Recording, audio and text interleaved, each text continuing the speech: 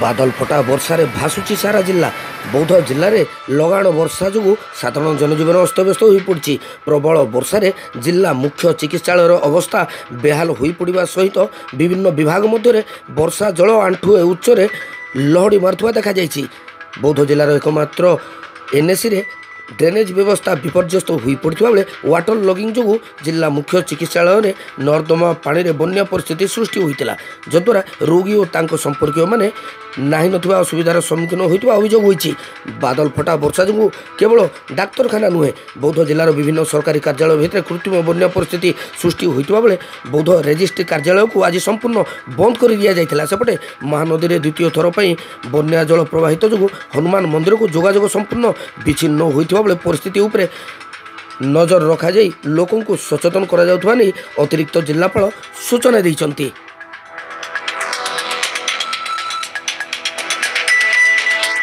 बौद्ध जिले में लगाण वर्षा जारी रही, जहाँफल आम ब्लड परीक्षा करने आसलु आंठुए पानी होती। दिव्यांग भाई भी आसती आंठुए पानी पूरा सब ड्रेनेज व्यवस्था ना, रोगी मैंने बहुत हैरान होती। ड्रेनेज व्यवस्था टी शीघ्र ठीक कले आम रोगी मैंने उपकृत हो।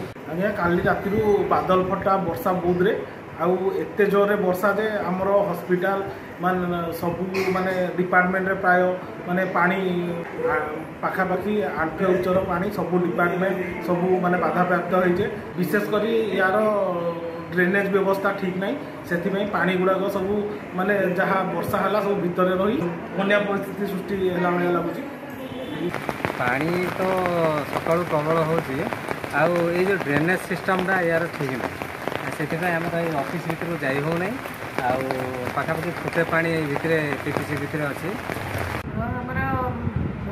मुसलधारे वर्षा तो चलिकी रही लगिकी रही गत काल मझे मझे घंटे वर्षा होती पानी जमिकी रोचे विभिन्न स्थान में जो मशा मलेरिया मलेरिया डेंगू ज्वर थंडा सर्दी काश ये सब रोग व्यापार लगी।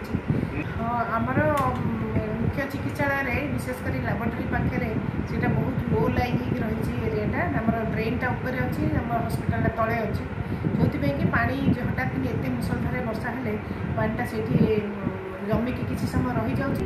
देखो आम 3टा ब्लॉक को आम अलर्ट कर अधिकारी अच्छे ब्लॉक और तहसील प्रशासन को समस्त माइकिंग द्वारा भी तलिया अंचल लोक भी अनाउंस कर जो मैंने नदी खंडित रही सचेतन अच्छे समस्ते।